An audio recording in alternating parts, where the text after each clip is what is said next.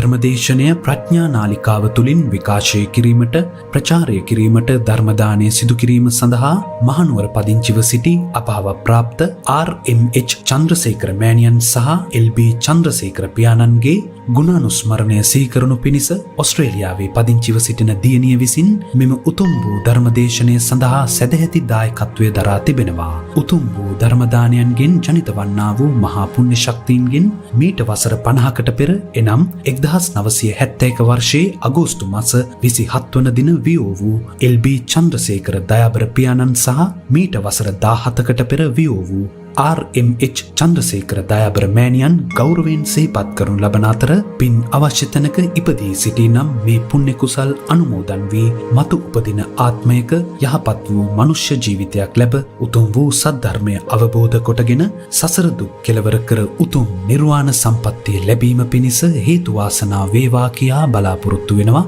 එසේම වේවා කියා ආශිර්වාද කරනවා.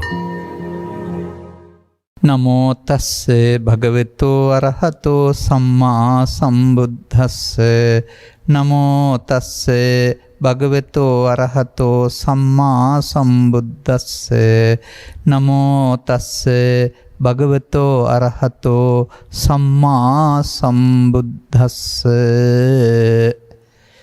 චත්තාරිමානි භික්ඛවේ ධම්මසමාදානානි කතමානි චත්තාරේ අතිභික්ඛවේ ධම්මසමාදානං පච්චුප්පන්නංච පච්චුප්පන්න සුඛං ආයති දුක්ඛ විපාකං අත්ති ආයති දුක්ඛ විපාකං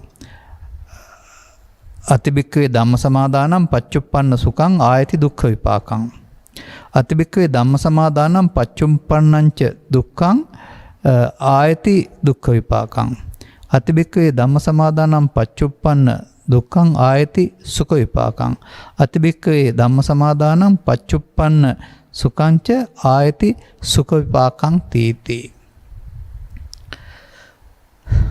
ධර්මානුශාසනාවෙහි සදහැවර අනුග්‍රහක දායකත්වය දරන්නා වූ පින්නතුන් ප්‍රමුඛ ධර්මදේශනාව ශ්‍රවණය කරනු ලබන්නා වූ සදහැවර පින්වත්නි, මජ්ක්‍ධිම නිකායේ මූල පඤ්ඤාසකට අයත් චූල ධම්ම සමාදාන කියලා සූත්‍රයක මිනිසුන් අනුගමනය කරන්නා වූ අනුගමනීය ප්‍රතිපදා 4ක් තිබෙනවා. ඒ 4ම මහා ධම්ම සමාදානයක් නෙවෙයි, චූල ධම්ම සමාදානයක්. සහ ඒකේ විපාක පිළිබඳව පැහැදිලි කරව දහරනවා. එක ධර්ම සමාදානයක් තියෙනවා. ඉහාත්ම වශයෙන් නැත්තම් මෙලොව වශයෙන්ම දුක් විපාක සහ පරලොව වශයෙන් දුක් විපාක. තවත් සම්මදානයක් තියෙනවා. මෙලොව වශයෙන් තැප විපාක, පරලොව වශයෙන් දුක් විපාක. තවත් සමාදානයක් තියෙනවා මෙලොව වශයෙන් දුක් විපාක, පරලොව වශයෙන් සැප විපාක. තවත් ධම්ම සමාදානයක් තියෙනවා මෙලොව වශයෙන් සැප විපාක, පරලොව වශයෙන් සැප විපාක. මේක තමයි මේ සමාදාන 4 කියලා පෙන්වලා තිබෙන්නේ. චුල්ල ධම්ම සමාදාන. මේ සූත්‍රයේ කියවනකොට තේරෙන දෙයක් තමයි මේ විග්‍රහ කරන්නේ බුදුන් වහන්සේ පහළ වීමට පෙර තිබුණා වූ ಭಾರತೀಯ සමාජය කියන එක. එතකොට මෙහි පැහැදිලි කරන කාරණා එදා සමාජයේ තිබුණ සාධකාශ්‍රයෙන් තමයි පැහැදිලි කරන්නේ. නමුත් ඒක අදටත් යම් යම් කාරණා ඔස්සේ අපට ගලපන්න පුළුවන්කමක් තිබෙනවා. මේක පැහැදිලි කරන හේතුව තමයි මේ එකක්වත් මහා ධම්ම සමාදානය නොවේ කියන එක පැහැදිලි කරන්න. ඒ වගේම මේවා තුළ යම් යම් අය පරම සත්‍ය වශයෙන් හිතලා ඉන්නවා සහ මුලාවකටපත් වෙලත් ඉන්නවා. ඒ අනුව අපි මේක තේරුම් ගන්න ඕන. එහෙනම් අපි බලමු මේ සමාජයේ පවතිනා වූ මේ ධම්ම සමාදාන කියන්නේ මොනවද කියලා. එතකොට උන්වහන්සේ වදාහරනවා එදා හිටියා වූ යම් යම් පැවිදිවෙත් වෙස්ගත් කුලක සසුන බුදු සසුනේ පැවිදි නෙමෙයි මේ කාමය විඳින එක සැපයි කියලා කියනවා. කම්සුව විඳින එක ඔවුනොවුන් වශයෙන් ගත් කලත් විඳින සහ කාමයේ ප්‍රතික්ෂේප කරන්න නැති කාමයේ විඳින එක තමයි පළවෙනි ධම්ම සමාදානය. ඒ වගේම ඒක බැහැර කරන්න සංසිඳවන්න කියන කාරණාවලටත් hina වෙනව නැත්තම් ප්‍රතික්ෂේප කරනු ලබනවා. එතකොට මේ කාරණේදී ඔවුන්නේ කාමයේ විඳිනවා කියන එකේදී වර්තමානයේ පවතින සදාචාර සම්පන්න සීමාව නෙවෙයි මං හිතන්නේ. ඒ කාමාන්‍යයෙන් කාමයේ විඳින්න ගියාපම නීති දාන්නේ නැත්නම් නීති දැම්මත් Tamanට ඕන පැත්තට මේක හරවා ගන්න එකනේ සමාජය කරන්නේ. එතකොට මෙතන කාමයේ විඳිනවා කියන එකේ තේරුම ගත්තාම එහෙමනම් මේ පස්දොර පිනවීම කියන අර්ථයටත් එහා ගියේ එක කාමයක් විශේෂයෙන් විඳීම කියන අර්ථයක් තමයි යෝගේ අරන් තියෙන්නේ. මොකද ඔය රූපකාම, ශබ්දකාම, ගන්ධකාම, රසකාම, පොට්ටබ්බකාම, පොට්ටබ්බ ස්පර්ශකාම කියන වචනය පාවිච්චි වෙන ලබනවානේ.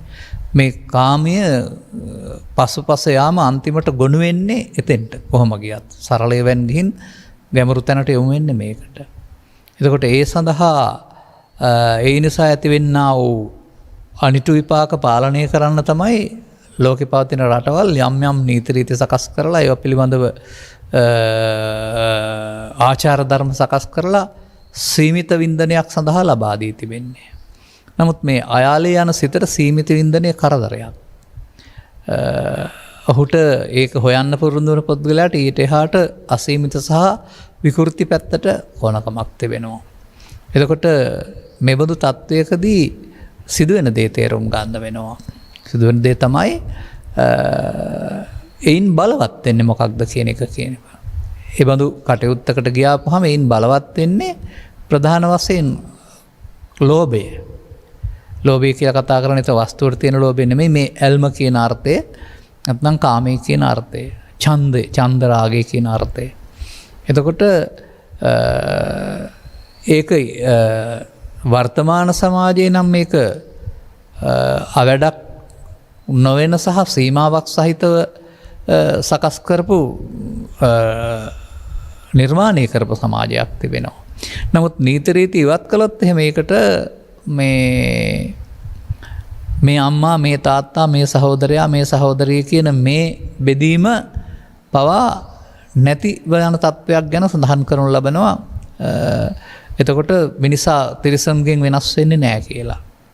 අනේ එබඳු ලබාගත් ජීවිතයේ එබඳු දෙයක්ම ඉටු කර ගැනීම සඳහාම සකිය සම්පූර්ණ කාලයම කැපකිරීම තමයි මේ පළවෙනි සමාදානය. චූලධම්ම සමාදානයක් නේ එතකොට. එතකොට ඒකේ දැන් අපි කතා කරනවා ත්‍රිපිටකෙත් මේක කාම සුඛයයි කියනු ලැබේ කියලා. ඒකෙන් වේදිත නැත්නම් ඒ මොහොතට ලැබෙන්නා වූ සැපතක් තිබෙනවා. නමුත් ඒක නැවත නැවත ජීවිතාවසානයේ ලබා ගත්තත් ඇති වෙන්නේ නැහැ. නත්ති තිත්ති කියලා තියෙනවා. නත්ති තිත්ති කියන එකේ තේරුම තෘප්තියක් නැත්නම් සෑහීමටපත් වීමක් නැහැ කියන එක. එතකොට එය තුල ඇතිවෙන්නා වූ බලවත් පරිහානිය නැත්නම් උපාදානය විශේෂ ජීවිත අවසානයේදී ඒ හොයපු පැත්තට යන්නට පාර හදලා දෙනවා. එතකොට අසුර ප්‍රේත නරක තිරිසන් ආදී කොට ඇති මෙබඳු තත්වයකට ගිහින් අර මෙහෙ විඳපු එකේ දැන් සැප විපාක මෙහෙ දැන් කටුක විපාක විඳින්න සිද්ධ වෙනවා. ඒක තමයි පළවෙනි සමාදානය. එදා ඒක එබඳු වෙනම සමාජයක් උදෙසා දේශනා කළා වුණත් අද වුණත් හැදෙන වැරෙන සමාජයකට ආචාර ධර්ම තරම් ගරු කරන්නේ නැත්නම් මේ පස්සේ යන අය ඉන්නවා. මේ පස්සේ ගිහින් ඒ දේවල්ම ජීවිතේ බවට පත් කරගෙන ඒ නිසා රෝග පීඩා හදාගෙන මරණීය රෝග පීඩා හදාගෙන අකාලේ මරණයට පත් වෙන නැත්නම් ඒවා නිසා ඇතිවෙනා වූ අවුල් වියවුල් නිසා කපාගෙන කොටාගෙන වෙඩි තබාගෙන පරලෝ යන්නේ කොහොමද? ලෝභයෙන් දේශයෙන්. එතකොට ඔවුන්ට මෙලෝ වශයෙන් ඒ මොහොතට ඒකේ ආස්වාදයක් සතුටක් තිබුණාට විපාකයේ පරලෝ වශයෙන් කටුකයි කියන එක තමයි මේ අතිබික්කේ සමාදානා පච්චුප්පන්න සුඛං ආයතින් දුක්ඛං. ඒ කියන්නේ මෙලෝ වශයෙන් සැප තිබුණාට ආයති භවයකදී ඊළඟ ජීවිතයේදී දුක් කියන කාරණාව. මේකට තව ලස්සන උපමාවකුත් ඉදිරිපත් කරලා තිබෙනවා. මේ විශාල පත්‍ර තිබෙන වැල් වර්ගයක් පිළිබඳව තහන් කරනවා මාළුවා කියලා. මාළුවා වැල් කියලා වර්ගයක් ත්‍රිපිටකේ. මේකේ බීජයක් ඇවිදින් ගහක් මුල වැටෙනවායි කියලා තියෙනවා.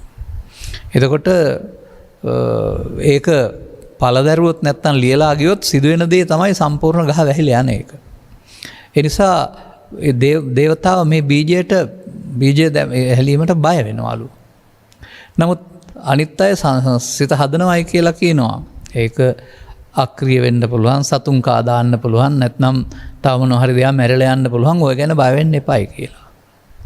ඉතින් එහෙම කියලා සංසිඳවනවා. නමුත් සංසිඳෙව්වට පස්සේ කාලෙක මේක පැලවෙලා ගිහින් අර කියන ගහ විනාශක වහලම යනවා. එතකොට හිත සංසිඳෙව්වට වැඩක් වෙන්නේ නැහැ. ඒක උනේ නෑ නේද? අන්තිමට මේ ගහම මාළුවාවල විසින් මනසා ලබනවාද කියලා. සාමාන්‍යයෙන් ලංකාවෙත් ඒ බඳු විශාල කොළ තියෙන ගස් වැල් වර්ග තියෙනවා. ඔය පුස් වැල් කියන වර්ග එහෙම ගත්තාම සමහර විට කිලෝමීටර් ගණනක් නැත්නම් අක්කර ගණනක් නැත්නම් සම්පූර්ණ වනාන්තරයක්ම පැතිරලා යන්න පුළුවන්, වැහිලා යන්න. එතකොට දේවතාවගේ රුක්ෂයට හානි වෙනවා කියන එක නෙමෙයි පෙන්වන්නේ. අන්න ඒ වගේ මේ උපමාවෙන් පෙන්වන්න හදන්නේ ඒකේ අර සැපයි කියලා කතා කරන එක තමයි බය වෙන්න එපා කියලා අස්වසනවා කියලා තියන්නේ. නමුත් බීජය පැලවුනහම අන්තිමට වැඩි ගියාපුවම ගහ විනාශ වෙනවා කියන අර්ථයෙන් තමයි පෙන්වන්නේ. අන්තිමට ඒ සුඛේ හැවීම තුළ ඒ හොයන සුඛය මිනිසත් බවට අදාළ නැත්නම් සුදුසු නැත්නම් ඊට අදාළ තැනක් පිළිබඳව උත්පත්තියකට මාර්ගය යොමු වෙන එක තමයි සිදු වෙන්නේ. මේක සම්බන්ධයෙන් මම දරන අදහසක් නැත්නම් පාරිසරික සත්‍යයක් මා කියන්න කැමතියි. දැන් වත්මන් සමාජය තුළ යම් යම් රටවල් වල යම් යම් ආගම් තුළ මේ සඳහා පනවන ලද නීති පවතිනවා. නමුත් මේ සත්ව සංහතිය කියලා කියන්නේ පරිණාමයක්නේ. මිනිස් වර්ගයා කියන්නේ පරිණාමික උපරිමයක්. එතකොට මේ පරිණාමයේදී තේරුම් ගන්න ඕන කාරණයක් තමයි ස්වභාවයෙන්ම මේ ලෝකේ උපදින්නේ ගැහැණු සහ පිරිමි වශයෙන්. වෙනත් ඊට අයිති නැති අය පිළිබඳව සුළු කතනයක් තියෙනවා, අපි දැකලත් දන්නෙත් නැහැ. නමුත් වචනයක් තියෙනවා සමාජයේ. මේ අයගේ අනුපාතය අරන් බලන්න. ආසන්න වශයෙන් 50ට 50.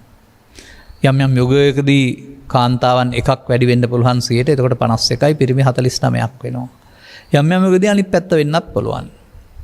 මෙහි පාරිසරික සත්‍ය තේරුම් ගන්න. පාරිසරික සත්‍යයේදී ඔවුන්ට පැහැදිලි කරලා තිබෙන්නේ එහෙනම් මේ දෙන්න එකතු වෙලා ජීවත් වෙන්න, අනාගතයක් සකස් කරන්න, ලෝකේ හදන්න කියන එක. ඒක ඊට එහා ගිය පරම සත්‍යයක් තමයි. ඒක වහල් වෙන්නේ නැතුව එහි තිබෙන්නා වූ ඇති නොවන බව තේරුම් අරගෙන මිදෙන්න කටයුතු කරන එක බුදුසමය වැනි දහමක් තුළ තිබෙන දෙයක්. ඒක විඳින්න එපා කියන එක නෙවෙයි. ඒකෙන් කියන්නේ උපාදානය කරගෙන එමත්තේ සාමාන්‍යයෙන් ව්‍යවහාරේ පවතන්නේ එමත්තේ නැහෙනවා කියලා සමාජය කතා කරන්නේ. ඒම ජීවිතේ බවට පත් කරගන්න එපයි කියලා. ඒ පාරිසරික සත්‍ය පිළිගත්තොත් මිනිසුන්ට මන් දන්නේ අයහපතක් වෙන්නේ නැහැ කියලා. මොකද වුන් එතකොට ඒ තමන්ට අයිති දේ භුක්ති විඳින්නට ඊට එහාට නොයන්නට සිතට ගන්නවා. නමුත් තමන්ගේ අදහස සහ පවතින වෛද්‍ය විද්‍යාව දියුණුව සහ ඔය නීති රීති කිසිවක් නොතකමින් මේ සත්‍ය බිඳදමින් භාර්යාවක් වෙනුවට භාර්යාවන්, සැමියෙක් වෙනුවට සැමියන් යොදාගන්න ලෝකේ පුරාම පවතින බව ඔබට තේරෙනවා ඇති. එතකොට අන්න ඒ සුඛයම හොයනවා ඊට එහාට ඒක විපාකේ හමු වෙන්නේ නැහැ කියන කාරණාව. නමුත් මේ තත්වයට ගියාපුවම වෙන දේ තමයි මේක කාම වලින් අතර වෙන්නේ නැහැ කාම රාග බවට පත් වෙනවා. මොකද ඒක ප්‍රකෘති දෙයක් හෝ සංවේදී දෙයක් සුන්දර දෙයක් නෙවෙයි. ඒක ආත්මාර්ථකාමී දෙයක්. අන් අයට කොහොම වුණත් කමක් නැහැ මගේ යුතුයකම ඊට මගේ ඕනකම ඊට වෙනවා නම් කියන අර්ථයෙන් ආත්මාර්ථකාමී දෙයක්. එහෙම වුණාම එතනින් එහා පැත්තට සිදුවෙන කාරණා තේරුම් ගත්තාම ආත්මාර්ථකාමීත්වය තුළ හානිය පරිහානිය තමයි සිදුවෙන්නේ. ඒක තමයි එතන තේරුම් ගන්න ඕන කාරණාව. සීමා ඉක්මා යාම තුළ ඒක මිනිස්කමට නොගැලපෙන කාමරාග ව්‍යාපාද වැඩිමෙන් චිත්තාභ්‍යන්තරයේ පිරිහි ඊට අදාළ පැත්තට මිනිස් සමාජය තල්ලු වී යන එක. මිනිස් සමාජය නම් මිනිසාම තිරිසන් වෙන එක නැත්නම් මිනිස්සුන්ගෙන් එහා පැත්තට තිරිසන් වෙන එක තමයි මේ සමාදානය. ඉතින් මේ සමාදානයේට යම් යම් නීති රීති පනවන්නේ හෝ සීමා පනවන්නේ හෝ මිනිස්සුන්ට කරදර කරන්න බාධා කරන්න නෙමෙයි. ඒ හැම කෙනෙක්ම තේරුම් ගන්න ඕන සාමාන්‍යයෙන් ඔය පොලිසිය කියන්නේ කරදරයක් කියලා සමහර අය හිතන්නේ. නමුත් සාමය කඩවෙන එක වළක්වන්නනේ හදලා තියෙන්නේ. අන්න ඒ වගේ මේ නීති රීති පනවන්න ලබන්නේ ඔය අවුල පාලනය කරන්න.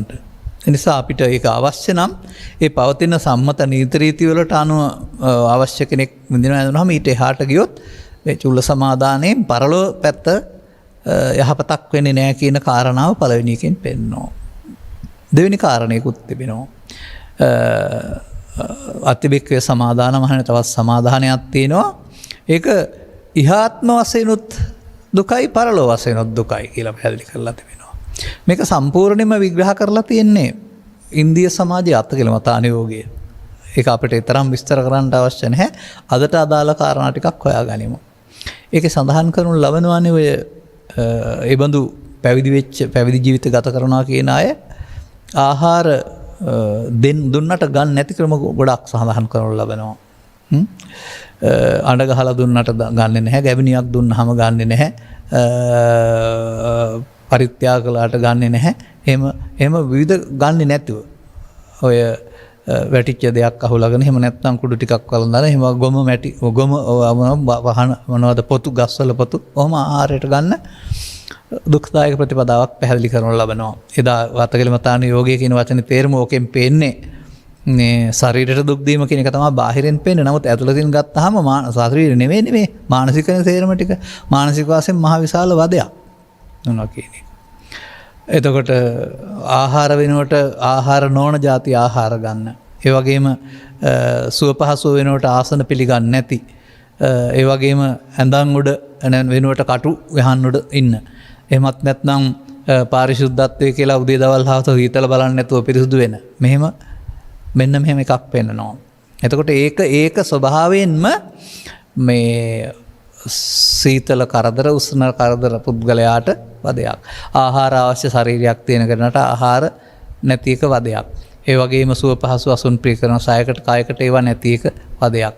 මේ විදිහට දීර්ඝ වශයෙන් විස්තර කරනු ලබනවා එදා තිබුණා වූ මේ අතකලමතාන යෝගයේ වෘත පිළිබඳව. ඉතින් ඒක තුළ කිසිදු ආකාරයක කුසලයක් නැත්තම් පිනක් සිදු වෙන බවක් පේන්නේ නැහැ. අන්න ඒකයි කාරණාව. ඒ දුෂ්කර ප්‍රතිපදාව තුළ වදම විඳිනවා යරුණාම සෝදායි පැත්තක් සුභවාදී චින්තනයක් ඇත්තේ නැහැ. ඉතින් වර්තමානයේ තුලත් මම ඕක ටිකක් දකිනවා. කොහොම නොවුනත් මේ බුදු සමය මැදුම් පිළිවෙතක්නේ.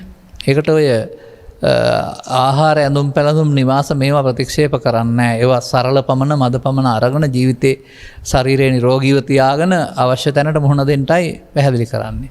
නමුත් අදත් ඔය රූක්ෂ ප්‍රතිපදා තිබුණ නිසා අදත් ඒවා සමහරු ප්‍රිය කරනවා. අනුගමනීය ප්‍රතිපදාවක් වශයෙන් සමහරු ප්‍රිය කරනවා, සමහරු ඒ බඳු අයට ප්‍රිය කරනවා. මේ නිසා දුර සෙනසුන් වල කැලෑවල එහෙම නැත්නම් පහසුකම් නැති තැන්වල මදුරුවන් කකා निराහාරව එහෙම ගත කරන්නට කැමති සහ එහෙම ගත කරන අය අදත් ඉන්නවා. එතකොට මම අප තේරුම් ගත්ත මේ දහම් කරුණු අරු ගත් කල මේ බුදු සමයෙන් පෙන්වන උත්තරීතර සැනසීම ලබන්නට ඔය තරම් දුක් විඳින්න ඕන නෑ කියන එක ත්‍රිපිටකයේ පුරාම කියවීම තුළ ලබාගත් අවබෝධයයි. අපි ලබාගත් අවබෝධය. සාමාන්‍ය ජීවිතයක් ගත කරන එක ගත කරමින් අදාළ තැනට සිහියොමු කරන්න ඕන ඇරුණාම මේ රූක්ෂ ප්‍රතිපදා නෙවෙයි. එතකොට මේ රූක්ෂ ප්‍රතිපදා ගත්තාම ඒකේ මිහාත්ම වශයෙන් ගත් කලේ එකකවත් සුව පහසුවක් නෙමෙයි පවතින්නේ. ඇඳුම් මෙනුවට හන වැහැරි නැත්නම් බකමුණු පියාපත් වලින් නැත්නම් කෙස් වලින් හදපුවා පොතු වලින් හදපු ඇඳුම් අඳිනවා එහෙම කියලාත් කතා කරනු ලබනවා. එතකොට අර ඒ යුගයේ පවතින සුව පහසුව සලසා ගැනීම බුදු සමයේ මන් දන්නේ ප්‍රතික්ෂේප කරයි කියලා. මොකද ඒ සුව පහසුව ලෞකික වශයෙන් සුව පහසුවක් ලබා දෙන්නේ. එතකොට ඒක සීමාව ඉක්මවාන ඒක අති සුඛෝපභෝගී වෙන්න පුළුවන්. එහෙමත් අවශ්‍ය නැහැ. ඒකෙත් සාමාන්‍යයෙන් මැදුම් මධ්‍යම මට්ටමක් ගත්තාම සාමාන්‍ය ස්වභාවයකට. නමුත් එබඳු තත්ත්වයක් යටතේදී මා දකිනවා මේ ලංකාව තුලත් එබඳු රූක්ෂ ප්‍රතිපදා යම් යම් ජලයේ නැති තැන්වල මහ විශාල කඳු මුදුන් වල දුර්ගිරි දුර්ගවල ඒ වගේ තැන්වල මේ කාලය ගත කරනවා. එතකොට මේන් බලාපොරොත්තු වෙන දේ මොකක්ද? ධර්මයේ නැතුව අරන් ගියොත් මේ වගේ තැන්වලට දැන් ඒකේ වෙන දේ අපිට කියන්න පුළුවන්. ඒ තමයි ඔවුන් මේ ගැටෙන පරිසරයෙන් ඔවුන් නිදහස් වෙලා. ඔව් ගැටෙන්නේ බාහිර ලෝකේ හදාගත්ත ප්‍රියාප්‍රිය පරිසරයකට. ඒ අදාළ අරමුණ මුණ ගැහෙන්නේ නැතුවම කිසියම් ආකාරයක සංසුන්කමකින් ඉන්න පුළුවන්.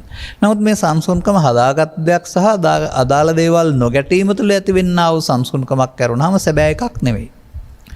ඒක තමයි බුදුන් වහන්සේ පහළ වෙන්න පෙර වනාන්තරගත වූ අය අනුගමනය කළා වූ ප්‍රතිපදාව කියලා කියන්නේ.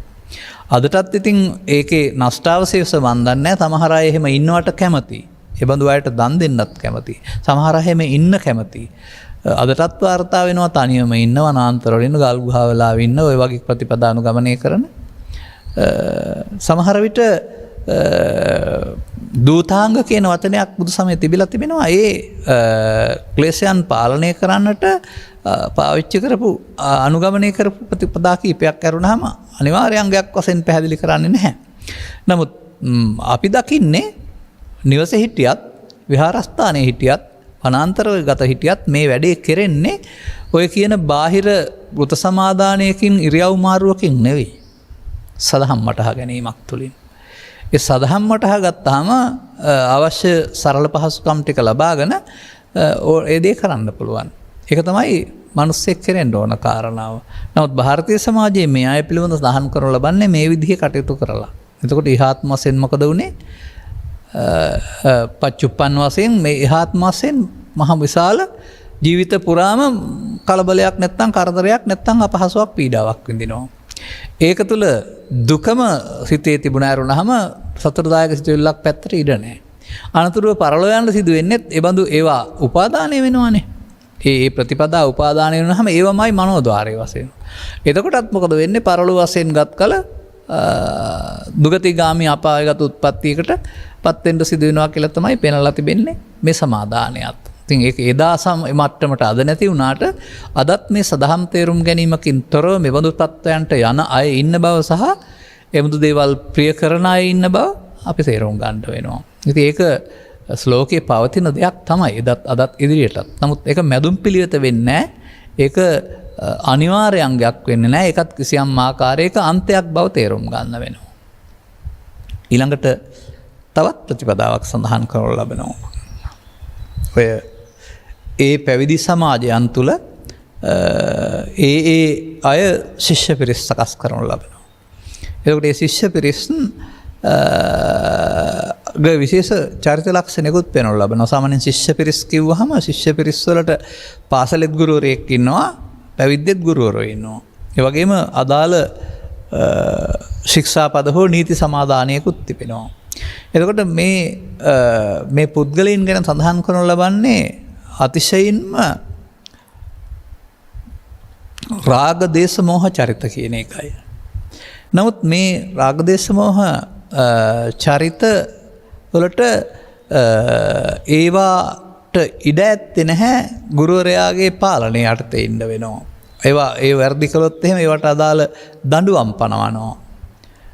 ඒ නිසා මේ දඬුවමට බියන්නේ ඊට පස්සේ මොකද කරන්න වෙන්නේ? අර අදහස් සුදහස් ඉටු කරගන්න නැතුව බලෙන් පාලනය කරන්න වෙනවා. වර්තමානෙත් ඒක පවතිනවා.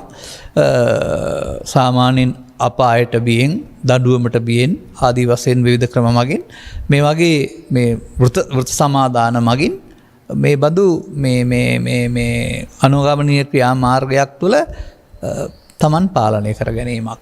එතකොට මේ පාලනය කර ගැනීම සත්‍ය දැකලා කරන දෙයක් නෙමෙයි. තව ටිකක් විස්තරයක් කරනවා නම් වර්තමානයට ගැලවෙන පරිදි ඒවා ලෝක සම්මතයේ පිළි අරන් තිනවා වැරදි කියලා.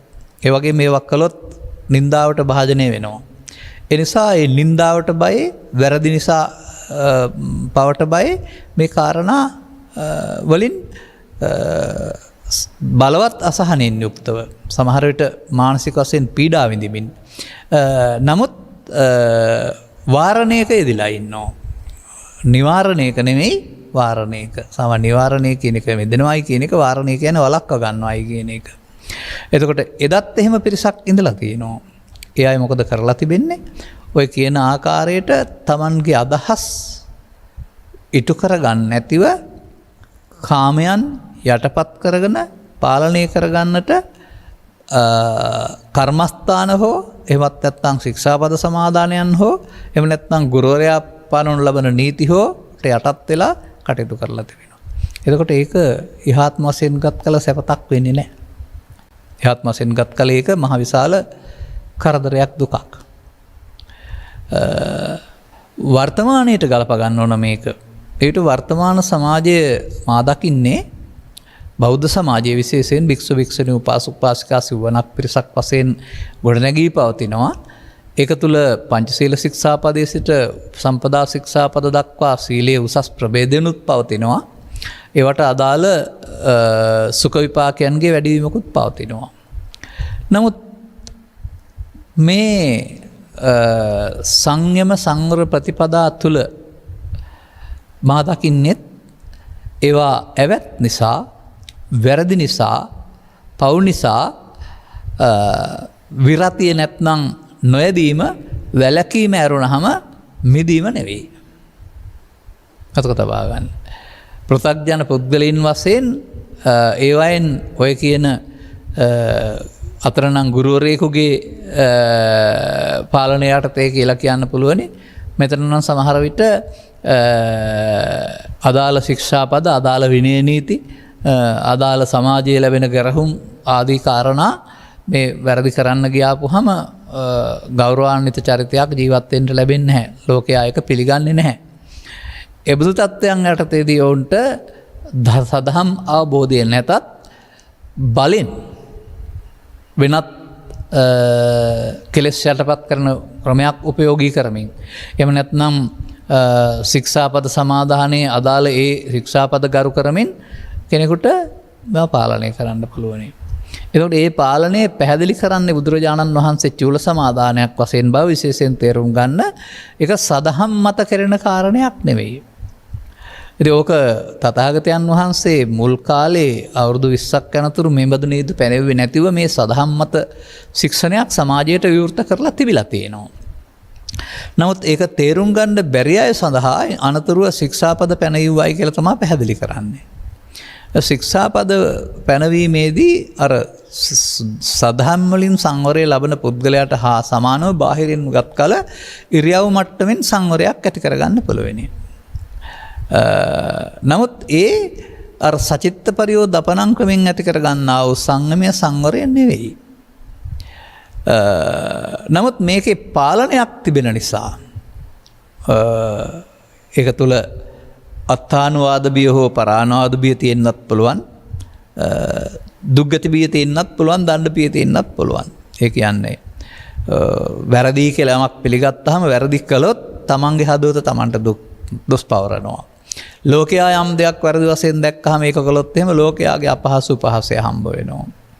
ඒ වගේම පැවිද්ද තුල හෝ එහෙම නැත්නම් තවත් අයක වැලිවිද්ද තුල නම් තමහරට ඒකට තියෙනවා සාමණේර භවෙන් නිරපණ එක, වැලි දඬුවම් දීම, නැත්නම් තවත් ඒ වදු ඇවැත් වලට අදාළ දඬුවම් ක්‍රම. එතකොට ඒ දඬුවම් වලින් වැටෙන්නේ පහතට වැටෙන එකක්. ඒ නිසා දණ්ඩ බිය තියෙන්නත් පුළුවන්. ඒ වගේම ඒ බඳු දේවල් වැඩිම තුල අනාගතයේ තීරණය වෙන්නේ දුගති පැත්තකට. ඒ පිළිබඳ අවබෝධයක් තිබෙනවා නම් දුගති බිය තියෙන්නත් පුළුවන්. මෙන්න මේ කාරණා මුල් කොටගෙන යම්කිසි පුද්ගලයෙක් ගිහිවෝ පැවිදිව ස්ටහෝ පුරුසව කිසියම් ආකාරයක ගැඹුරු සදහම් අවබෝධකින් තොරව මේ පාලනයට යටත් වෙනවද? මතක තබා ගන්න අපි කියපු කතාව. එතකොට ඒ අයට කතා කරන්න තියෙන කුමක් කියලාද? ඉහාත්ම වශයෙන් ගත් කල ඒක කිසියම් ධර්ම සමාදානයක් ඉහාත්ම වශයෙන් ගත් කල ඒකේ සැනසීමක් නෙමෙයි පවතින්නේ. මොකද මේක කැමැත්තෙන් කරන දෙයක් නෙමෙයි, අර මොනවට හෝ බය කරන කාරණයක්, අකමැත්තෙන් කරන දෙයක්. නමුත් මේකේ සිදුවෙන දෙයක් තමයි අර ලෝභ දේශ මොහයන් වර්ධනය වෙන්නේ නැති එක. ඒක නැසෙන්නේ නැති වුණාට පාලනය වීමක් සිදු වෙනවා. එතකොට මේකේ සිදුවෙන ප්‍රධාන කාරණය අකුසලයෙන් වැළකීම. වැරදි නිසා වැළකීම. නමුත් එතකොට අකුසලයේ මෝරා යන්නේ නැති නිසා ඒ පුද්ගලයා අතින් කෙරෙන අනිත් කාරණා යහපත් කාරණා වෙන්න පුළුවනි. ඒ නිසා මේ ධම්ම සමාදානයේ ජීවිතාවසානයට આવොත් එහෙම එහි ඒ පාලනයේ ප්‍රතිඵලයක් වශයෙන් උත්සන්න නොවීමේ ප්‍රතිඵලයක් වශයෙන් මිනිසුන් අතරට හෝ දෙවියන් අතර වැනි තැනකට උත්පත්තියකට ගියාපුවම දෙවියන් අතර තියෙන ලෞකික සැපතක් නැත්නම් වේදිත සුවයක් තිබෙන්නේ දිගින් දිගටම සැපම පමණක් පවතින. එතකොට එතෙන්ට යන්න පුළුවන් මේ ධර්ම සමාදානයෙන්. මතක තබා ගන්න. ගුරුවරයාට බියෙන්, දඬුවමට බියෙන් මොන කාරණාවලින් ධර්මයේ දැනගෙන වසන බ්‍රහ්මචර්යාවක් නෙමෙයි. නමුත් බ්‍රහ්මචර්යාවක් තිබෙනවා. ඉන්දියානු සමාජයේ තිබුණා බ්‍රහ්මචර්ය නැත්නම් ඒ පාලනයක් තිබෙනවා. ඉතින් ඒක මා දකිනවා සදහම් විවෘත වූ සමාජයක සම්බුදු සසුනේ පැවිද්ද තුලත් ඒක තමයි තියෙන්නේ කියලා. එතකොට ඒකේ වරදක් නැහැ. මොකද වෙනත් මාර්ගයක් නැත්නම් වෙන කරන්න දෙයක්වත් නැහැ. ඒ වගේම මේකේ අනාගත විපාකයේ දුගතිගාමී නොවන නිසා මරණින් මතු සදහම් හමු නොවන සමාජයක උත්පත්තිය සිදු වෙන්න ඕන සුගතිගාමීත්වය. මිනිසුන් අතර හෝ දෙවියන් අතර. එතෙන්ට යාම සඳහා මේ වැරදියයි යම් සම්මත ක්‍රියාකලාපයන් අත්තානුවාදයට බියෙන්, පරානුවාදයට බියෙන්, දඬුවමට බියෙන්, දුර්ගතියට බියෙන් සහ ගුරුවරයාගේ දඬුවමට බියෙන් ආදී විවිධ කාරණාවලින් වලට බියෙන් බලෙන් යටපත් කරගෙන සංයමයට පත් වෙලා ඉන්න කාරණාව තමයි මේ පැහැදිලි කරනු ලබන්නේ ඊළඟ කාරණේ වශයෙන්. එතකොට ඒකත් බලපුවාම චුල්ල ධම්ම සමාදානයක් එහෙම නැත්නම් බුදු සමයෙන් සඳහන් කරන්නා වූ මහා ධම්ම සමාදානය නෙවෙයි. නමුත් ඒකටත් විපාකයක් තිබෙනවා. ඒකට ඉහාත්ම වශයෙන් දුක් විපාක වුණාට ඒකේ පාලනය තුළ පාරලෞකික වශයෙන් ගත් කල ලෞකික සුප විපාකයට පත් වෙන්න පුළුවන්කමක් තිබෙනවා. දැන් බලන්න මේ මොකද්ද කරන්නේ කියලා තථාගත බුදු පියාණන් වහන්සේ. මේ කරන්නේ මිනිසුන් විවරණය කරන එක. මිනිසුන්ගේ අනුගමනීය ප්‍රතිපදා සහ එහි විපාක විවරණය කරන එක කරන්නේ. එතකොට පළවෙනි කාරණය ගත්තහම එතන විශේෂයෙන් සඳහන් කරලා තිබෙන්නේ නම් මේක නිවස් ගෘහස්ත ජීවිතය සම්බන්ධ කරගෙන නෙවෙයි. ඒ නිවත් වී නමුත් අර තථාගත බුදු පියාණන් වහන්සේලා තමයි මේ කාමයන්ගෙන් විවිච්ඡ කාමයේ විවිච්ඡා කුසලෙහි කියලා සඳහන් කරලා ලබන්නේ වෙන් කිරීමක්. නමුත් මේ එබඳු සමාජයක එය සොයක් වශයෙන් හොඳමින් වේදිත සුඛේ පිටිපස්සේ යන සමාජයක් තිබිලා තියෙනවා. අද නම් ඒක ඒ මට්ටමිනුත් නැතුවා නෙවෙයි. නමුත් ඊට මෙහා පැත්තේ මට්ටමිනුත් මේක අපි තේරුම් ගන්න ඕන. මේක උසස් ගණේ අනුගමනීය ප්‍රතිපදාවක් නොවන බව තමයි මේ චූල ධම්ම සමාදාන කියන වචනෙන් පැහැදිලි කරලා තියෙන කෙනෙක් තේරුම් ගන්න වෙනවා. අනතුරුව තවත් එකකට යන්න වෙනවා අපිට. ඒ කුමක්ද? ඒකත් අදත් තියෙන එදා මීටත් වඩා තිබුණ දෙයක්. ඊළඟ සමාදානය. ඒක නමුත් ඒකේ පෙන්නනවා ඉහාත්ම වශයෙන් සුඛයි සහ පාරලෞකික වශයෙන් සුඛයි කියලා. මෙන්න බුදුරජාණන් වහන්සේ පහළ වෙන්න පෙර හිටපු අය අතර ගෘහස්ත සමාජයේ නිවත් වූ අනුගමනය කළා වූ ක්‍රියාමාර්ගයක් නැද්ද? නමකින් කියනවා අත්කලමතාන යෝගය කියලා. තවත් පැත්තකින් සඳහන් කරනු ලබනවා සිතට වද දෙමින්, කයටත් වද දෙමින්, සිතට එන දේවල් පාලනය කරමින් සිත ඇතුළත පවතිනා වූ සැනසීමක් හොයාන ගිය කොටසක්. මේ සැනසීම හොයාගත්තේ එය සිතේ පවතිනා වූ සැනසීම වසාලන්නා වූ බාධක ටික ඉවත් කොට දැමීමෙන් නෙවෙයි. සැනසීම වසාලන්නා වූ බාධක බලෙන් දෙපසට තල්ලු කිරීමෙන්, යටපත් කිරීමෙන් නැත්නම් ඈත් කිරීමෙන්. එබඳු තත්ත්වයක් තුළ ඔවුන්ට සාමාන්‍යයෙන් අද මේ අයට මේක පැහැදිලි කරනවා නම් ගන්න ඕනකමක් තිබෙන්නේ, හැකියාවක් තිබෙන්නේ කෙනෙකුට බුදුගුණය වඩමින් ඉන්න පුළුවන්. කෙනෙකුට ආනාපාන සතිය වඩමින් ඉන්න පුළුවන්. කෙනෙකුට පිළිකුල් භාවනාව වඩමින් ඉන්න පුළුවන්. තවත් කෙනෙකුට වෙනත් කර්මස්ථානයක් වඩමින් ඉන්න පුළුවන්. මොකද්ද මේ කරන්නේ? ඒ කරන දේ ගැඹුරින් හොයලා බලන්න. ඒ තමන් විසින් එකතු කරගත්තා වූ චිත්තාභ්‍යන්තරයේ පවතින සිතුවිලි ඇවිදින් ඔබට ඇති කරන්නා වූ බලපෑම පීඩනය වළක්වන්නට වෙනත් දෙයක් බලවත් කරන එක. මේ වෙනත් දෙයක් බලවත් වීම තුළ චිත්තාභ්‍යන්තරයේ සංසුන් බවක් හමු වෙනවා. කිසියම් ඒකාග්‍ර බවකුත් හම්බ වෙනවා, සමාධියකුත් හමු වෙනවා. මේ සංසුන් ස්වභාවය තේරුම් ගන්න ඕන කෙලෙස් නැසීමක් නෙවෙයි. මමත්වය පිළිබඳ අබමල් රේණුවක්වත් හඳුනාගෙන නෙවෙයි.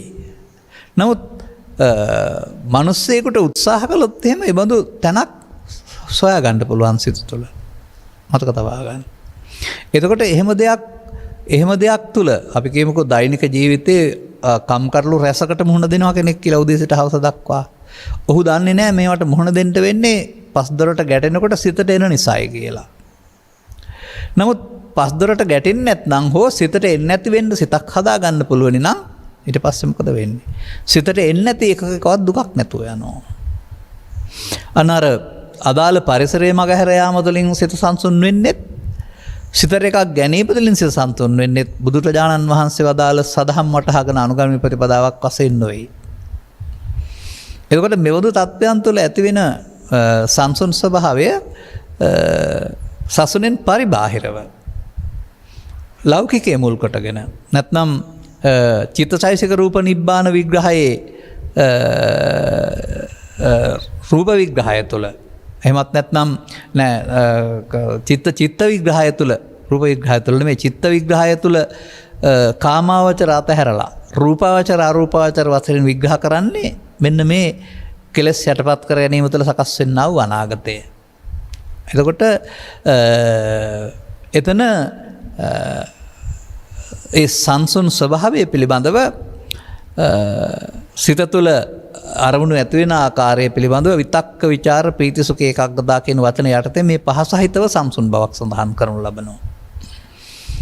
නමුත් ටිකක් දියුණු වෙනකොට විතර්ක කර ඉන්න අවශ්‍ය නැහැ. එතකොට විතර්ක අතහැරී විචාර පවණක් එනවා. තව ටිකක් එහාට විතක්ක විචාර අවශ්‍ය නැහැ. මේ විදිහට මේක දියුණු වෙන ආකාරයක් පවතිනවා. මෙන්න මේ විදිහට මේ පුද්ගලයෙකුට පළවෙනි සහ දෙවෙනි සහ තුන්වෙනි කියන තැන දක්වා අවශ්‍ය සංසුන් සත්‍යයකටපත් වෙලා වාසය කරන්න පුළුවන්. එතකොට ඒ වාසය කිරීම සුඛපටිපදා තමයි. මොකද ඒකේ කෙලෙස් වල වදේ නැති නිසා සිතට සැනසෙල්ලක් තියෙනවා. කෙලෙස් වල වදේ නැති නිසා සිතට සැනසෙල්ලක් තිබෙනවා. නමුත් මේක බුදුන් වහන්සේ 15 වෙනි පෙර හදාගත්ත පැත්ත එකක්. බුදුන් වහන්සේ විස්තර කරන පැත්ත තවත් එකක්. මේ දෙක පිළිබඳව වෙනස වටහා ගැනීමට මේ සමාජය සමත් වෙලා නැහැ.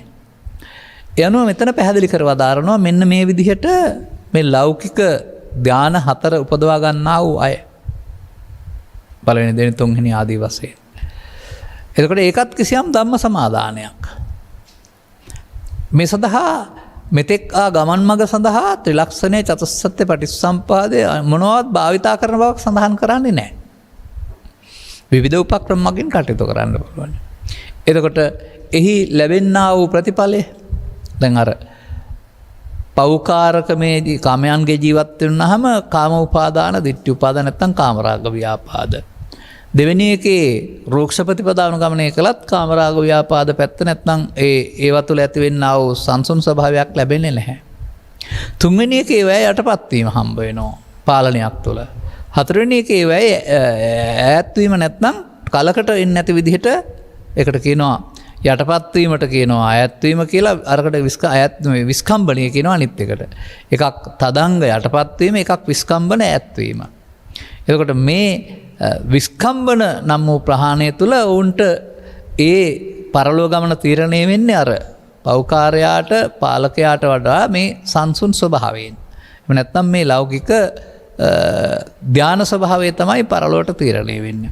එතකොට ඒ සංසුන් ස්වභාවයේ කලක් වසර 100,000 ලක්ෂ ගණනක් ඉන්න පුළුවන් ස්වභාවය පරලෝ වශයෙන් සුවයි. දැන් බලන්න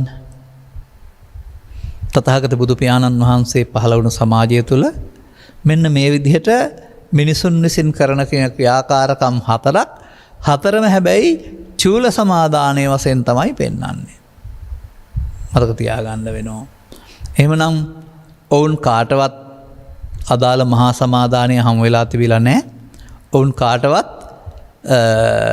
තථාගත බුදුවරලෝ පහළ වීමෙන් පෙන්වනු ලබන්නා වූ අනුප්පන්නස්ස මග්ගස්ස නූපන් මග කියලා කතා කරන්නා වූ මාර්ගය යන්න හමු වෙලා නැහැ.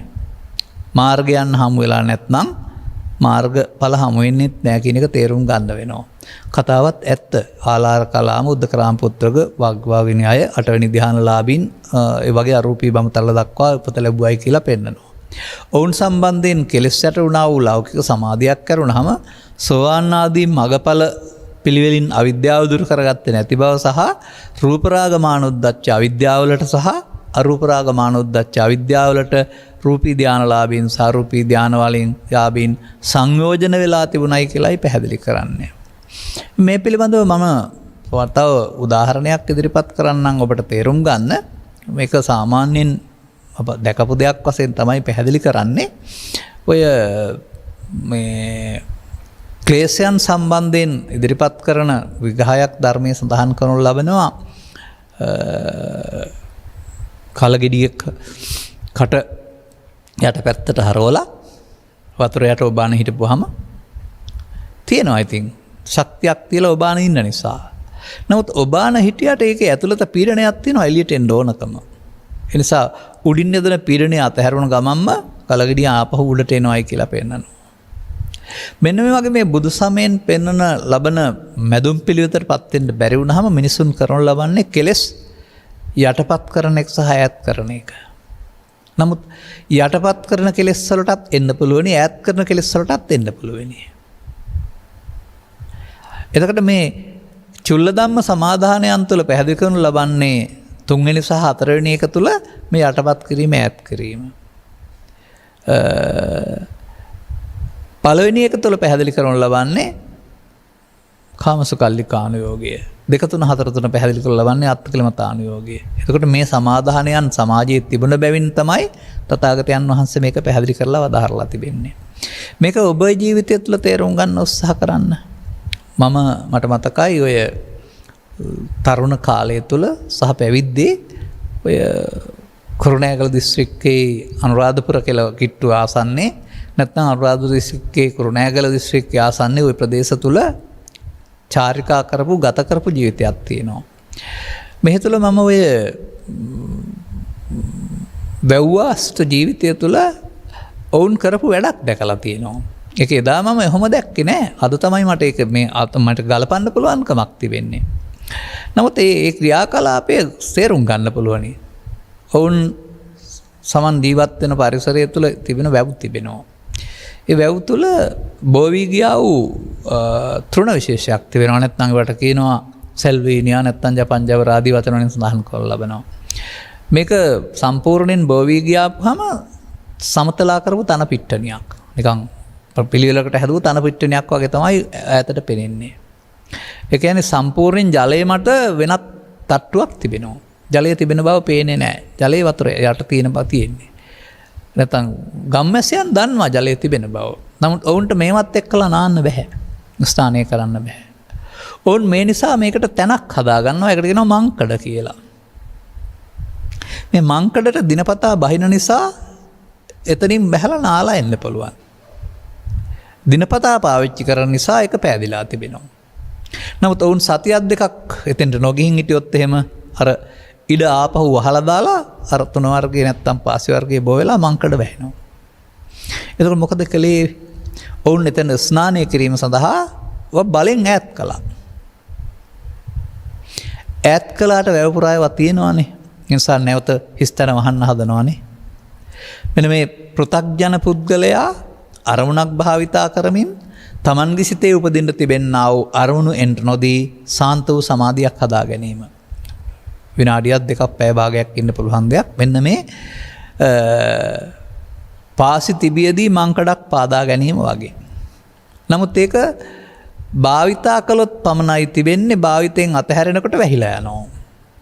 මේකට මගේ පැවිදි ජීවිතයේ මුල තිබෙන අත්දැකීමක් මේක. ඔය සංසුම් ස්වභාවයන් අපි අත්දකින්නවා විතරක් නෙමෙයි බොහෝ දියුණු කරනවා. නමුත් කාර්යබහුලත්වය තුළ භාවිතා නොකළොත් එහෙම ඒ කාල සීමාව අඩු යන බව අපි දැකලා තිබෙනවා. ඒ නිසා එහෙම බලෙන් කරන වැඩක් වශයෙන් හිතන්න එපා. නමුත් ඒකෙන් අත්දැකීමක් ලැබෙනවා. අන්න ඒක තේරුම් ගන්න. අපටත් ඒ අත්දැකීම ලැබෙන නිසා තමයි අපි ඊට පස්සේ හොයන්න ගන්නෙ. හොඳයි එහෙම හරි සැනසෙල්ලක් ඒ සංසුන් බව. නමුත් ඇයි ඒක තියාගන්න බැරි අපට? ඒක ඉන්න බැරි ඇයි අපට? ඒ අර පෑදුන ජලාශය හැමදාම තියන්න බැරි ඊට වඩින් වැහෙන පාසි වර්ගයක් තියෙන නිසා. මේ නිසා මේ නීවරණ ඈත්තුන් ස්වභාවයේ ඉන්න බැරි නීවරණ තියෙන නිසා.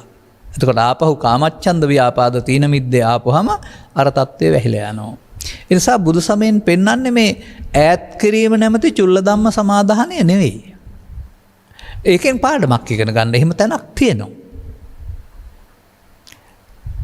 ජීවිත කාලයේම මේක පාද මහන්සි වෙලා ඉන්න පුළුවන්. නමුත් අවසානයේට සිහි කල්පනාව අඩු වෙනකොට හරි අර පාසි එකක්වත් නැති වුණේ නැහැ නේ හැමම තියෙනවා. ඉතින් ඔය සිත යට පවතිනා වූ සංසුන් ස්වභාවය පිළිබඳව අරමුණු විවිධ අරමුණු එන්නේ නැත්නම් ඒ අරමුණු වල තියෙන ලෝභය දේශේ මොහේ පීඩනය නෑ නේද කියන එක පිළිබඳව හොඳ අවබෝධයක් ලබා ගන්න පුළුවන් තැනක් මේක. මේක සෝවාන් වීම හරි රහත් වීම හරි මහ ලොකු දෙයක් වශයෙන් හිතන්න එපා. හමු වුණ පළවෙනි අලුත. එහෙම තමයි ලෝකයා හිතන්නේ. තියෙන සැනසෙල්ල කියලා.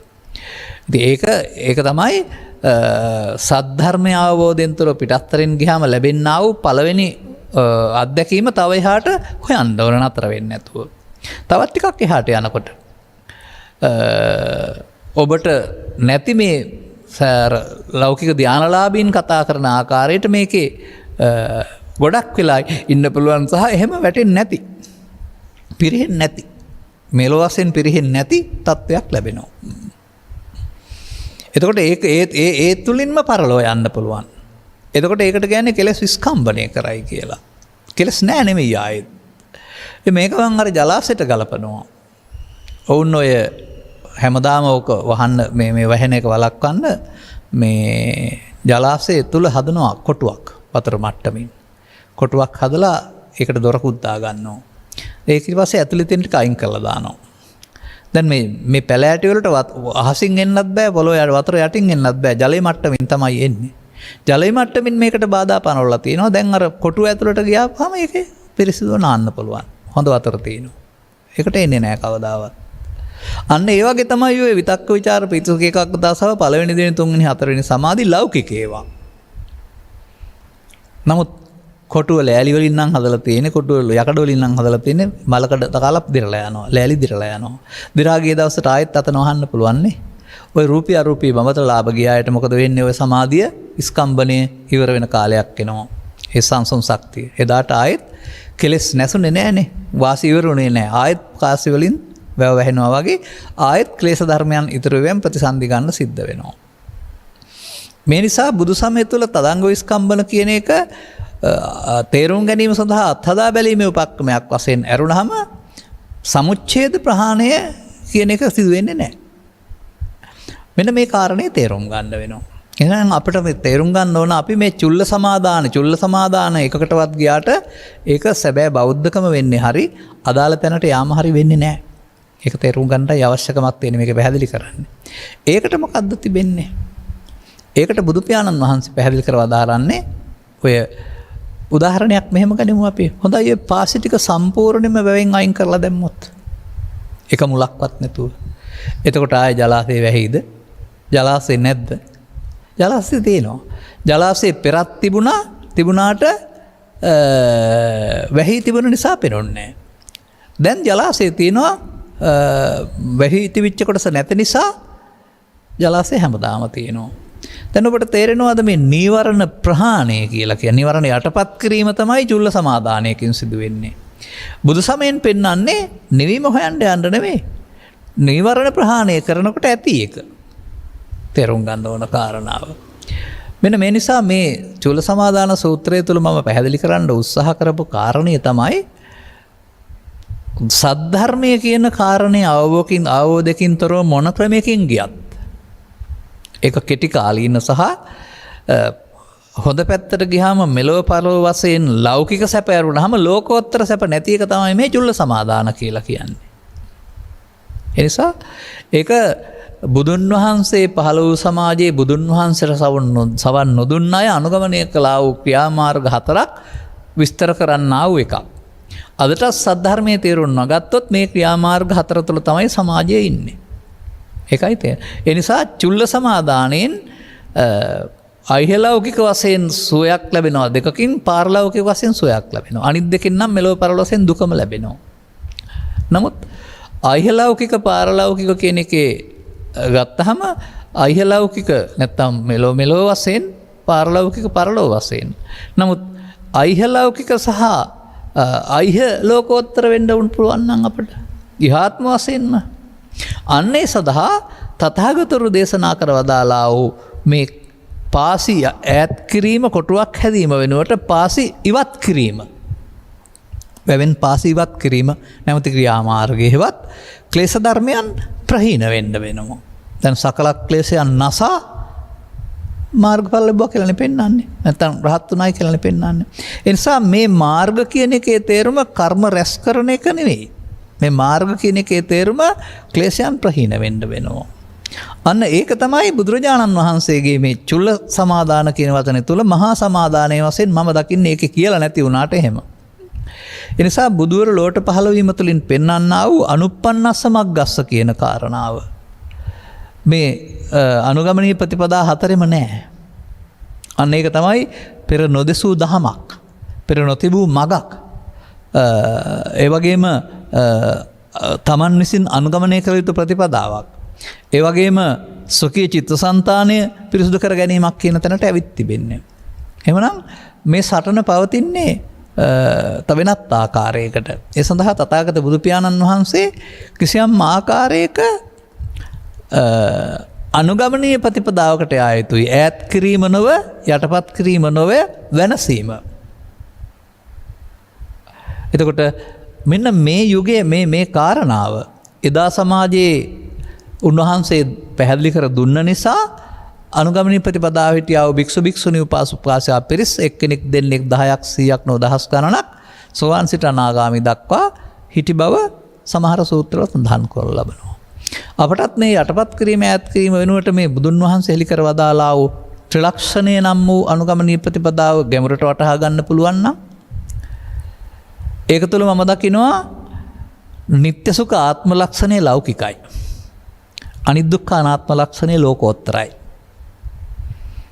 ඒ වගේම චතුස්සත්‍ය ගත්තහම මම දකිනවා දුක හේතුව ලෞකිකයි. නැති වූ තැන මාර්ගයේ ලෝකෝත්තරයි. ඒ වගේම අප්‍රමාදේ ලෞකිකයි. ප්‍රමාදේ ලෞකිකයි. අප්‍රමාදේ ලෝකෝත්තරයි. ඒ වගේම සතිය කියන කාරණේදී සතිය නැති එක ලෞකිකයි. සතිය ලෝකෝත්තර කාරණයක්. ඒ වගේම මරණ සතිය කියන එක ගත්තොත් එහෙම අපි මැරෙනවා කියා ඉන්න එක අපි හදාගත්ත දෙයක්. නමුත් මේ මිනිසාගේ උපන් අදහස් හැඟීම් වශයෙන් අනාගතයට නොතබා අකුසලයේ ප්‍රහීන කරන්න පුළුවන් නැත්නම් උපාදානයේ ප්‍රහීන කරන්න පුළුවන් නම් ඒක ලෝකෝත්තරයි. මෙන්න මේ විදිහට චිත්තාභ්‍යන්තරයේ සැඟවෙන හේතු ඉවත් කරගනිමින් චිත්තාභ්‍යන්තරයේ සංසුන්භාවයේ වැසී යන්න නැති වෙන්නට සම්පූර්ණයෙන් විවෘත කරගත්තාම ගන්නට අවශ්‍ය අනුගමනීය ප්‍රතිපදා රාශියක් තථාගත බුදු පියාණන් වහන්සේ පැහැදිලි කරලා වදාරලා තිබෙන්නේ. සමාජයේ කල්පනා කළ යුතු නෑ මේ සියල්ල කටපාඩම් කළ යුතුයි, මේ සියල්ල දැනගත යුතුයි, මේ සූත්‍ර සියල්ල පරිහරණය කළ යුතුයි කියලා කල්පනා කරන්නට අවශ්‍ය නැහැ. ගමින් ගමට යන ගමනේදී ඔය පොත් ටික ඔක්කොම බුදුන් වහන්සේ අරන් ගියෙත් නැහැ, පොත් තිබුණෙත් නැහැ, ඔක්කොම දේශනා කළෙත් නැහැ. එකකින් අනුගමනීය ප්‍රතිපදාව දේශනා කළා. අනුගමනීය ප්‍රතිපදාව වශයෙන් ඔවුන්ට පෙන්වනු ලබනවා ඔබ ප්‍රමාද විහාරී, ඔබ අප්‍රමාද විහාර වෙන්න. ඔබ නිත්සුකාත්මවාදී, ඔබ අනිදුක්ඛානන්ත වශයෙන් ගන්න. ඔබ දුකට හේතු රැස් කරමින් දුක සහ හේතු අතර ඉන්නේ. ඔබ නැති වුණු මාර්ගයට යන්න.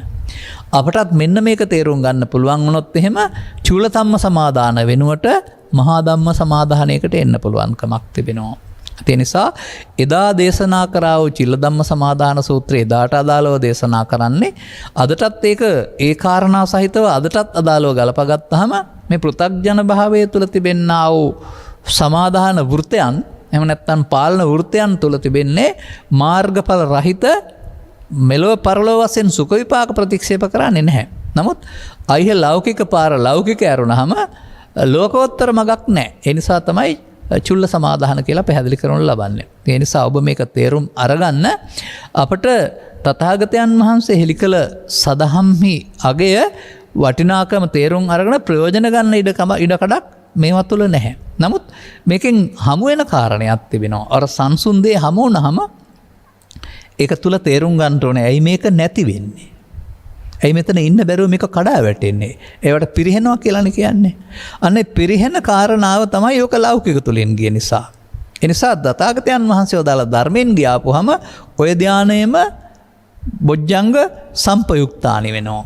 අර ඔය එකක ලෝජ්ජංග විප්පයුක්තානි. ඔකේ කාමාංග යටපත් වෙලා ගියාරුනහම කාමාංග දුරුුනේ නැහැ. නමුත් කාමාංග දුරු වෙන එක තමයි බොජ්ජංග කියලා කියන්නේ. එතකොට පැහැදිලි වෙනවා ආර්ය පුද්ගලයන් සතු සංසුන් බව බොජ්ජංග සම්පයුක්ත ධානානි ආර්ය පුද්ගලානි. එතකොට ඒක සෝවාන් ආදී මාර්ගඵල වලින් පවතින සංසුන් බවක්. බොජ්ජංග විප්පයුක්තානි බාහිර පුද්ගලානි අන්නාර විතක්ක ਵਿਚාර සහිතව ගිහින් පරලෝ යන ටික ආර්ය පුද්ගලානි නෙමෙයි බාහිර කාණි සතරින් පරිබාහිරයි. මේ දෙකක් බව සංසුන් භවයේ සමානත්වයක් තිබුණාට අනුගමනීය ප්‍රතිපදාව වශයෙන් ගත් කල එකක් ලෞකික සහනික ලෝකෝත්තර බව සිවුම්ම තේරුම් ගන්න. දහම්වැස පාදා ගනිමින් නිරදි සම්මාදිට්ඨියට පැමිණ ඔබ ඉන්න තැනක මහා සමාදානයට පත් වෙන්නට අවශ්‍ය අවබෝධය ලබා ගන්නට මෙම කරුණ පැහැදිලි කිරීම උපනිශ්‍රේවා හේතු ආසනාව වේවා කියන ප්‍රාර්ථනය කරමින් මම ධර්මානුශාසනාව මෙතකින් අවසන් කරනු ලබනවා. දායකත්වය මෙම උතුම් ධර්මදේශනය සඳහා සදැහැති දායකත්වය දරනු ලබන්නේ මහනුවර පදිංචිව සිටි අභාවප්‍රාප්ත RMH චන්ද්‍රසේකර මෑණියන් සහ LV චන්ද්‍රසේකර පියාණන්ගේ ගුණානුස්මරණය සිහි කරනු පිණිස ඕස්ට්‍රේලියාවේ පදිංචිව සිටින්නා වූ දියණිය විසිනි. මීට වසර 50කට පෙර එනම් 1971 අගෝස්තු මාස 27 වන දින වියෝ වූ LB චන්ද්‍රසේකර දයාබර පියාණන් සහ මීට වසර 17කට පෙර වියෝ වූ RMH චන්ද්‍රසේකර දයාබර මෑණියන් ගෞරවයෙන් සිහිපත් කරනු ලබන අතර පින් අවශ්‍ය තැනක ඉපදී සිටි නම්